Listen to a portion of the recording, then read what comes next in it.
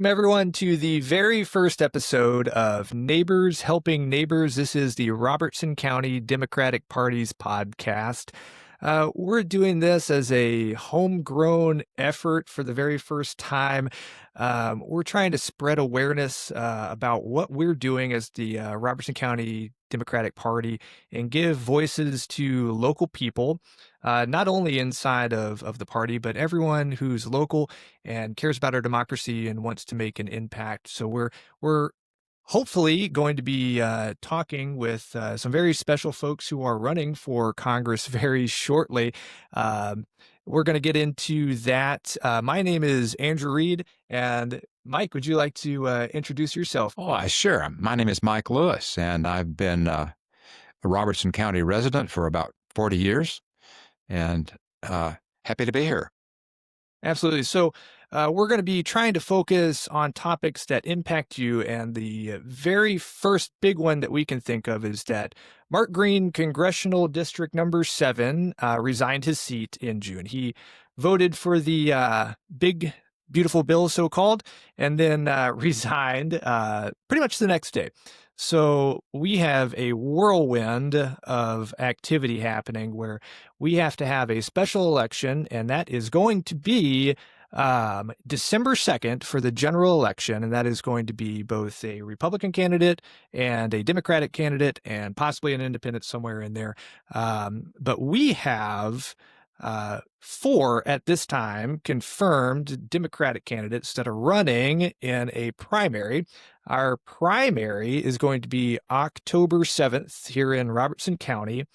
And we have a September 10th town hall, and we're going to cover all this one more time just so that everyone can get these marked down on their calendars. But September 10th, we have a town hall in Robertson County, and you can check our socials where we're going to be on Facebook, we're going to be on Instagram, we're going to be on YouTube, we're on Spotify, we're on Podbean. However you happen to have found us is wonderful. But check our socials because we're going to have all the information up on our socials as well. September 10th is a town hall where everyone can come and see these candidates and meet them in person. We got to meet 2 of them last night. Fantastic folks. We've got Afton and we've got Bo. And so we had the pleasure of meeting with both of them last night. We think they're going to do great things for the Democratic Party. And we are hoping to have them on the podcast in short order. Tonight, though, for our first episode, we're going to be talking with a couple of our members here inside of the Robertson County Democratic Party. And we've got a lot of really special talent inside of the Robertson County Democratic Party. And we want to showcase that because these are local voices. And we want to let you know who we are as people. I think, Mike, you'll have to let me know your thoughts here. But I think as the Democratic Party, we're just kind of this abstract idea, and people don't really know who is a Democrat, who's not a Democrat. It's not like we walk around advertising that every day. Right. And Robertson County especially is right now a very red county, but it used to be a very blue county. We've had a switch. And so there's a lot of Democrats out there, and we want them to know that, hey, there's actually a lot of Democrats here inside of Robertson County, and we're doing a lot of stuff. Do you want to talk about some of the stuff that we're doing, Mike? Well, this is our first podcast, and we hope to have many more. And as Andrew mentioned, with the candidates coming up for the special election is going to be one of them. Tonight, we have a special guest who'll be Mark Calvert-Rosenberger, and many of you know Mark has been in this community for many years, and he's going to be talking to us about communications and how to talk to people that may not share your views or values, and how we can share those values and opinions. Yeah, an important topic to be able to have discussions with people that we don't necessarily agree with on many subjects, but we still want to be able to have cordial conversations with. Right. Tough discussions are going to be coming up with the general election just around the corner in Robertson County. There's a lot of hot topics that are going to be discussed because it's necessary that they come up. Yeah. And we want to be able to have discourse with people, and that's what Mark is going to talk to us That's right. about tonight. And as far as what we're doing, we are doing monthly meetings as the Robertson County Democratic Party. So September 16th is our next meeting. We're meeting at the Robertson County Senior Center. It's in Springfield. We meet at 6 o'clock. That's when the meeting starts. And we're doing some type of drive every meeting where we're bringing in some type of toiletries or food items. We're donating to local charities and groups that can use those. We're also out at a lot of the functions in Robertson County. Hopefully, some of you guys have already seen us at one or two of them. We were at the Kilgore Station Bluegrass Festival. We've been at Freedom Fest. We've been at Turning of the Pig. We've been at First Friday. We've got First Friday in September, which I believe is Coming up. September 5th. Is that I think correct? that's The 4th. It's 4th. September 4th. Very good.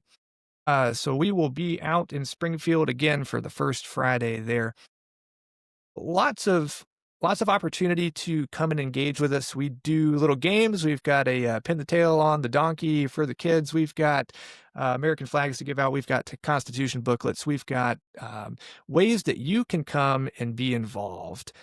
This party has really expanded massively within the past 6 months. And if you are a Democrat, yeah, you probably understand why that is. If you haven't been looking at politics, I would encourage you to start looking at politics. I think it's incumbent upon every American to be informed and to be involved in their. You're right, Andrew. I think it's really important now that we be involved and not just necessarily aware and be silent. I think the time of being silent is past. It's time for us to step up and do something, because when our democracy is threatened, Americans step up. That's right.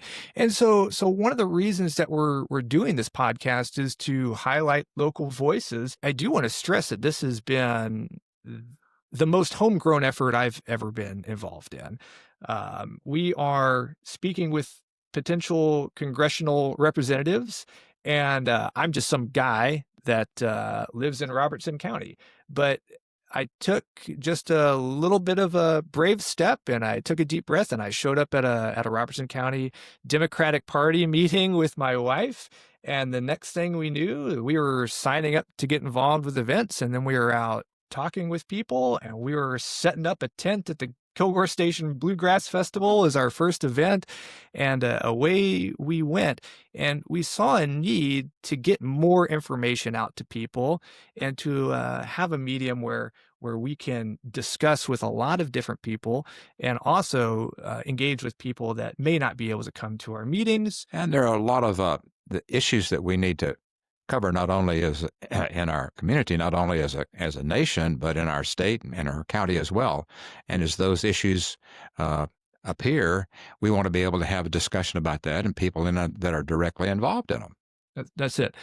So I think without further ado, I do want to talk about just who we are as people, and kind of why we are Democrats, because I think it's important that people know that we're not just this obscure party, but we are actually people, and we care deeply about democracy and our country and our government, and how to be involved. So I think my journey is that I started as a young guy with in my youth group with church, helping the homeless and the poor, going out to do various trips. Went down after Hurricane Katrina to do rebuilding efforts down there. And so I've just been involved kind of in that nexus for a long time. And we were discussing earlier, Mike, how we just feel like people, a lot of the people that we know in the Democratic Party just have this kind of background where they really want to help people, and they have a background in doing so. So my background after college, I was in the military, and I was a military officer. I was actually a military police officer in the Army, of all things. It is not what I envisioned myself doing right after college, but there I was.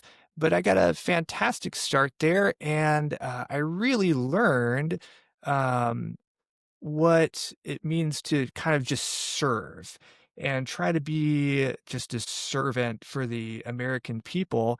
And that's just something that I've carried with me. And that's something that I want to continue to do. And the kind of the reason that I've driven toward the Democratic Party right now is because I just see that I can affect more change and drive kind of this idea of being a nation that's more inclusive, that we can bring everyone along with us. And that's my view on reality and how we should be Our living our society. lives all the time, Hmm. is that no one gets left behind. And that's, I think, what we actually want to do in the Democratic Party. How about you, Mike? Who are you? And Well, I have transitioned over the years from probably a more conservative perspective to one that really sees that we have become uh, separated from each other, and there are a lot of marginalized people and people who are not as fortunate as many of us. I practiced medicine in Robertson County and Greenbrier and Springfield for, as I said, 40 years. And that was a great experience because I got to know a lot of different people and a lot of different backgrounds. And that's what I enjoyed doing was helping people and getting to know people. Uh, so I feel that obligation now as I've gotten older too. I would like to continue being able to help people. And I think that's a responsibility of our society is to be able to reach out to those, as you said, Andrew, and bring everybody along, not just ourselves. that's right. Uh, and doing so does require assistance from our government. That's what our government should be about doing is helping the population, making life better for us, and not marginalizing us. So I hope through this podcast to spread some other ideas because it's difficult in this time to make those voices heard. Yeah, absolutely. All right, we are back. We've got Stormy Stafford here with us. Stormy, how you doing? I'm good. I've lived here in Robertson County now for 15 years, and I love this community and the atmosphere that we have here, and the fact that the people in our community all work together and see each other as equals and as people that they can help. I think that the Democratic Party especially embodies that kind of thing. And I also think that it's important for us to have these podcasts so that we can provide the information that people need to be able to make the decisions they need to make about the future of our community and their own futures. Yeah, I absolutely agree. Um, Stormy, do you want to talk a little bit about why you were interested in being on the podcasting committee? Well, okay. I am interested in being on the podcast committee because my beginning of professional career was as a newspaper reporter. So to me, it's very important to get information out to the public. And this is the modern way to do it. Many people use podcast as a very important source of information and entertainment. And so it's time for the Democratic Party to step out there and get ourselves involved too. Absolutely, and hopefully we've got a bunch of people who are going to tune in and listen to this. And again, everyone, we are on Facebook, we're on Instagram, we are on YouTube, we're on Podbean, we are on Spotify. So however you're seeing this or listening to this, please like, comment, and share because that is what is actually going to get this spread around for everyone in Robertson County to be able to see. And yeah, I think this is going to be vastly entertaining for people once, especially when we start getting some of our candidates on here, and very informative because we're going to give them an opportunity more than they've currently gotten at our town halls, even to just talk about who they are and we'll have just a really nice conversation so that people can see them as people. Uh, and so we're super excited to have our candidates on so that everyone who's listening to this and watching this can see who they are. And we're also excited to talk with Mark. And I think you are going to talk with Mark about how to have those conversations with people when we may not always agree. And Mark is going to introduce himself as well, and he's a fantastic character, and I think everyone's going to really enjoy him. Stormy, do you have anything else you want to talk about before we introduce? Yes, just for a moment, I'd like to let everybody know that on our webpage, we have the opportunity for you to tell us what issues you think are important and what you think needs to be addressed. And we'd really appreciate you doing that, because then perhaps we can cover some of that in future podcasts. Absolutely, and we do use a Linktree website, and you can just Google Robertson County Democratic Party in Tennessee, and that will pop up for you. Be able to access our website, and you can go to the poll that Stormy was talking about, and our other information and our link to our socials are also on our website. So we are in lots of places. So there's no reason that anyone shouldn't be able to find us. Hopefully. All right, Stormy. Without further ado, should we get Mark on and introduce him? All right. Absolutely. Okay, we'll be right back with Mr. Mark. Hello. For our first podcast, we wanted to welcome the Reverend Mark Calvert-Rosenberger. He's lives in Springfield with his wife, Susan. She works as a special education aide in the Robertson County School District, and Mark and Susan have 2 adult sons living out of state. Mark has 2 older daughters living in Murfreesboro and Franklin. They have 7 grandchildren. Professionally, Mark sees himself as a pastor of 45 years, a leader of community collaboration, a catalyst for unification, and a witness to justice and peace. His latest venture in that work led to the founding of a joint witness church in Springfield, the joining of a Presbyterian and Disciples of Christ congregation, becoming Fifth Avenue Uniting Church, open and affirming congregation. Mark holds degrees in education, human development, counseling, and divinity. I want to welcome you and thank you for coming.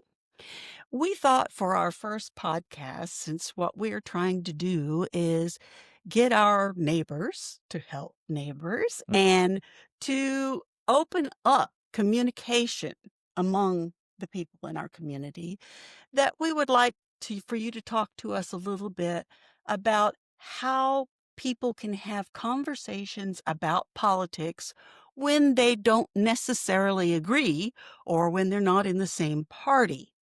And I know that you've done a lot of work in the community bringing people together. So maybe you could tell us a little bit about how you approach a situation when there are people who have totally different ways of looking at things.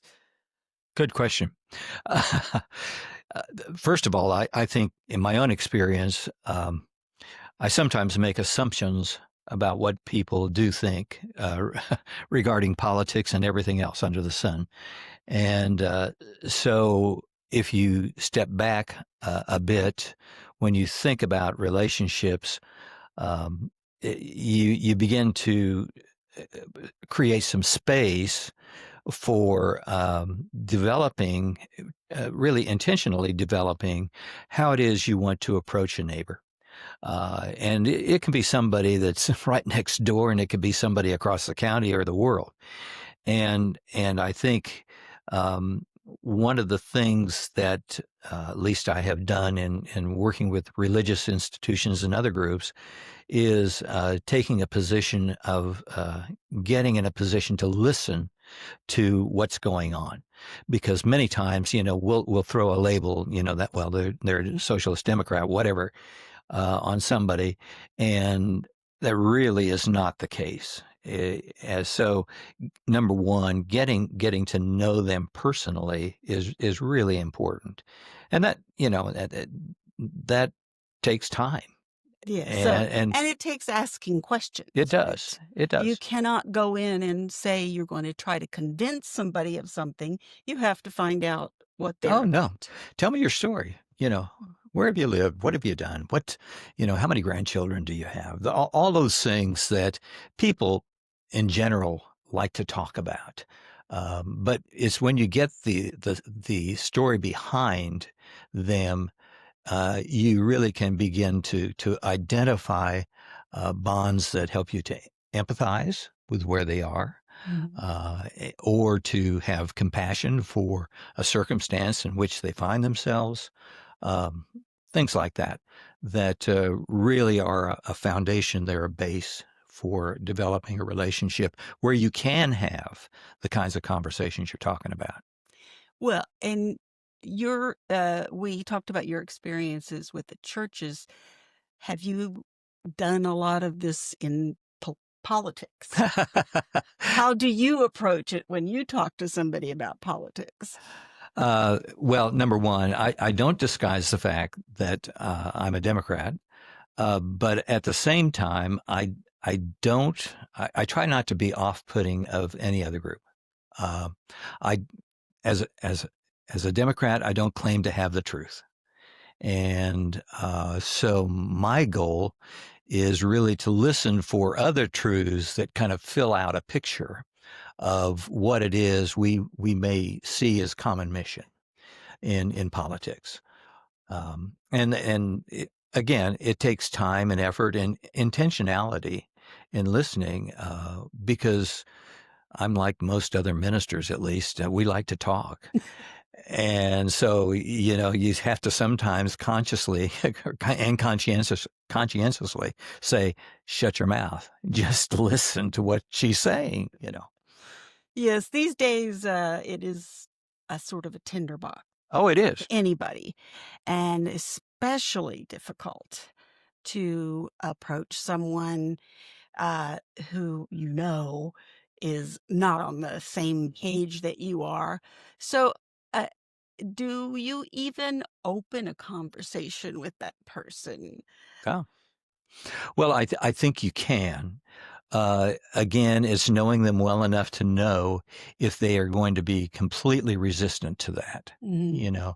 But if you talk about the things behind politics, if you know a person has a real strong stand on states' rights or guns or whatever the issue may be, you can begin to kind of crack that door open and just hear what they're saying. I have a member of my family that's very, very close, and we're at opposite ends of the stick. But I've learned how to listen to her and understand why it is she feels as strongly as she does. Now, my goal is not necessarily to change her. And I think that's important to know. If we're going into a conversation or a relationship with the idea that we are somehow going to transform people by simply telling them what we believe is right, we're probably not going to get a whole lot of help. But if we're able to open those conversations in such a way that folks can hear other sides and other positions, then we may have an opportunity. Well, when you talk about other sides opportunities, then one way to approach it perhaps is to ask them what their goals are, what they really Sure, think should be accomplished. I sure. mean, because I know that there are people who are on different sides and in opposite parties, Hmm. but actually, when you get to the point, they want some of the same things. They want good health care, they want good education. Absolutely. So, what do you do to get to that point so that you could talk to them and say, hey, that's the same thing we want? Right. Well, a lot of times I think, especially in the present moment, I think people feel a great deal of anxiety and fear, regardless of their political bent. And if you can get beyond that place and talk about, like you said, the kinds of things that are political issues, then you can really talk about, what is healthcare? Why is it the way it is? Why does it cost what it does? How is it we can affect that? and yet receive excellent care. But if we're kind of shooting from the hip without talking about, well, I don't go to the hospital because I'm afraid of what's going to happen in the ER or what I'm going to have to pay for it, then we're done. But if we can talk about, this sounds like that raises issues of fear. It sounds like you're afraid of that. Tell me why. What have you had an experience? And again, you're deepening a relationship, but at the same time, you're coming through the back door politically and opening opportunities to look at alternatives to where they are. Those kinds of things resonate with people. And if we're able to, like I said, open space where we can present factual information, then we really have a leg up in terms of really making a difference in folks hearing at least where we're coming from.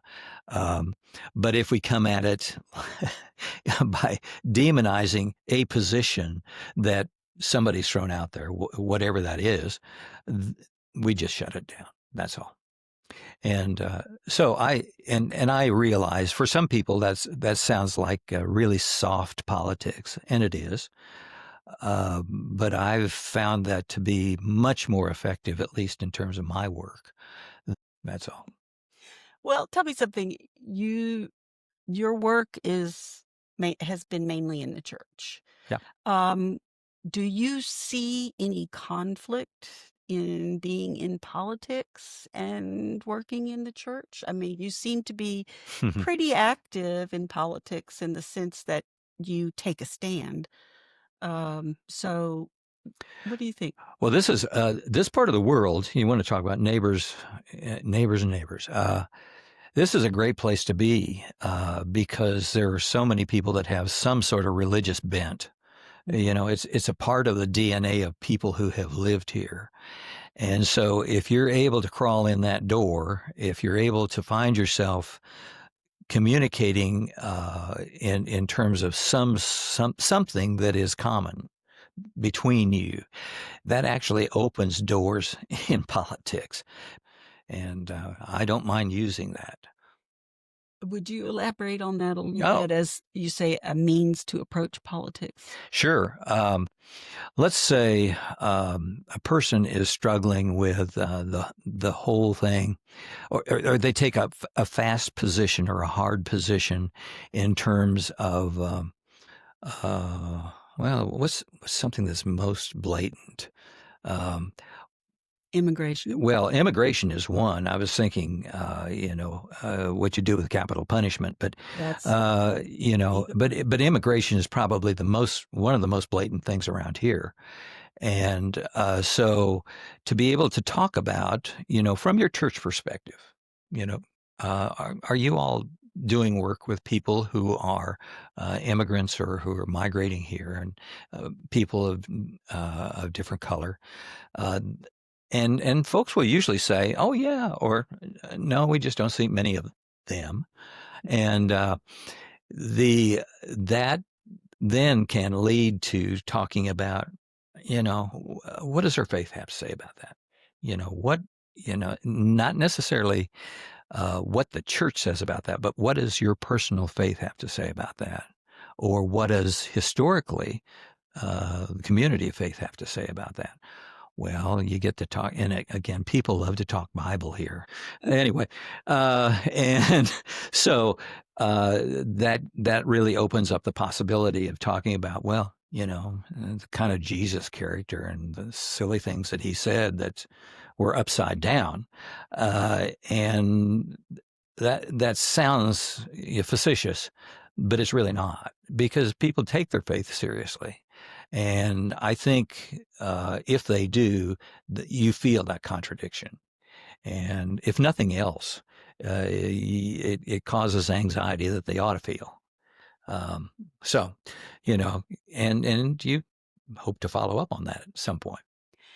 What do you do if you run into somebody who really isn't a churchgoer? You're asking the wrong person because I'm a universalist.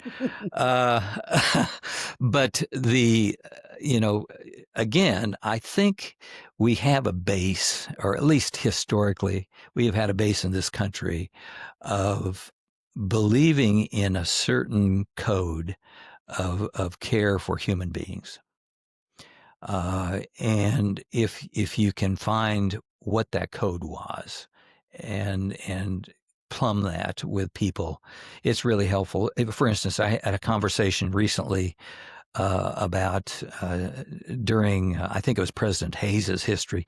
We were as a people taking all kinds of Native American lands in the West at the time.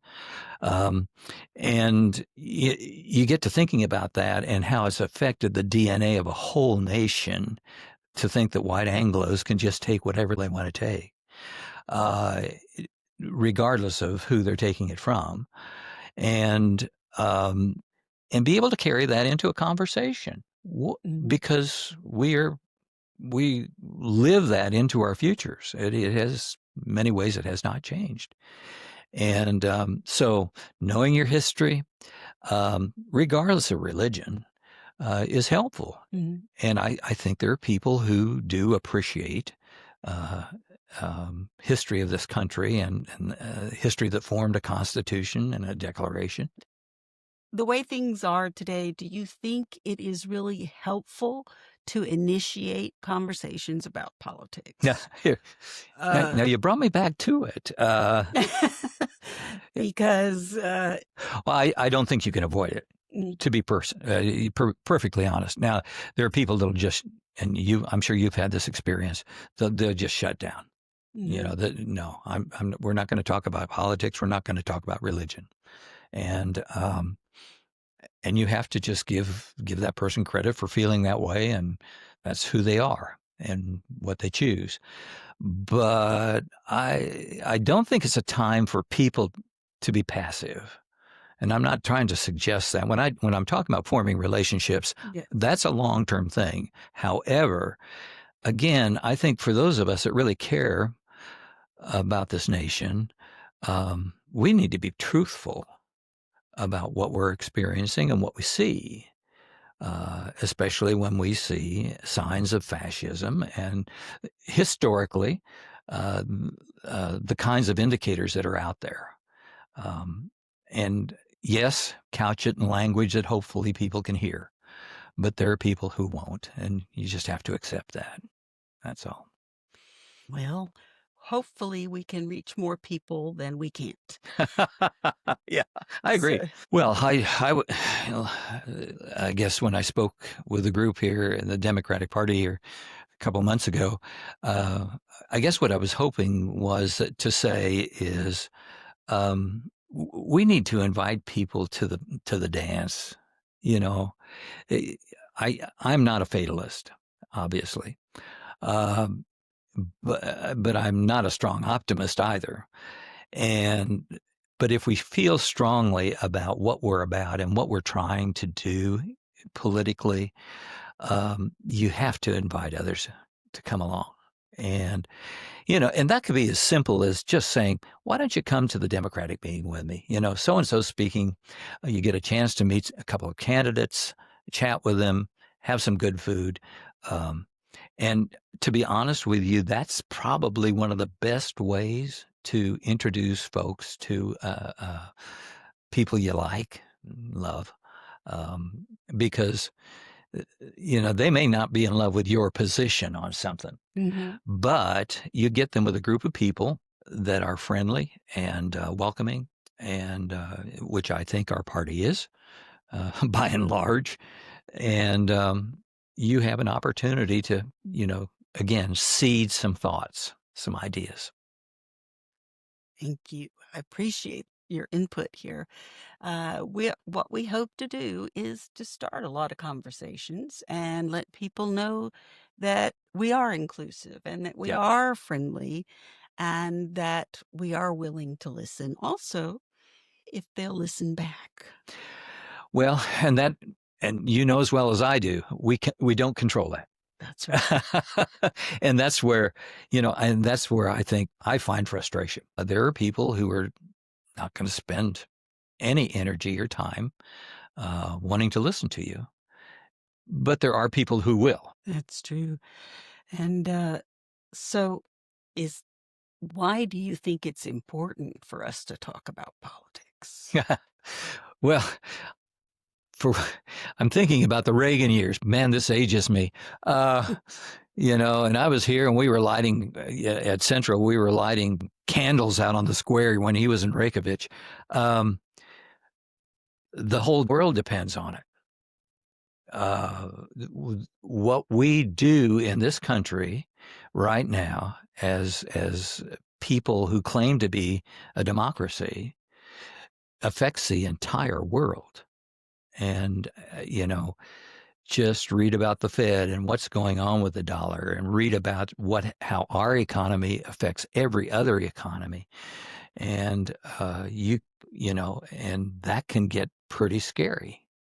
So I think politics is whether you're a political scientist or not, politics, number one, is a part of who we are. But most importantly, if we want to live in a world that is decent for our children and grandchildren, we better get about the work of doing politics, and in a constructive fashion. So, we couldn't agree more. We hope to do that with our podcast, and we thank you very, very much for coming. Been a pleasure. All right. Thank you, Stormy and Mark, for coming on and giving us that amazing discussion. I'm back with Mike, and we want to touch on one more time all the important dates and events that we have coming up. Mike. Well, we want to be sure that everybody knows and remembers that our county party meetings are every third Tuesday at the Senior Citizen Center in Springfield, and that address is 601 Locust Avenue. We usually have speakers. We often have potlucks. So we invite you to come and join us and see what's going on and ask your questions, or just listen and see what we're all about. Also, a couple of other important events is the upcoming town hall for our candidates for the 7th District in Tennessee for our congressional representatives. That's going to be September 10th at IA Academy in Springfield. And then on October 7th is the primary in Tennessee for the candidates. And December the 2nd is the general election. So just a few reminders about those things. Absolutely. And we've done a lot of talking about how nice we are, but we'll leave that to you to be the judge, because we hope to see you come on September 16th. That is our next meeting at the Robertson County Democratic Party. And again, really hope everyone comes out, especially for the town hall. Mm-hmm. Meet your congressional representatives. They are amazing. They're super nice. They're super welcoming. We just met them the other night, and it is an incredible honor and really just an incredible moment to be able to look somebody in the eye and go, "You are potentially representing me in Congress." This is really a unique moment for our party to be able to have a voice in Congress. Absolutely. Absolutely. I want to thank everyone for tuning in to the very first episode of the Robertson County Democratic Party podcast. This is Neighbors Helping Neighbors. Everyone have a fantastic day, and we hope to see you again soon.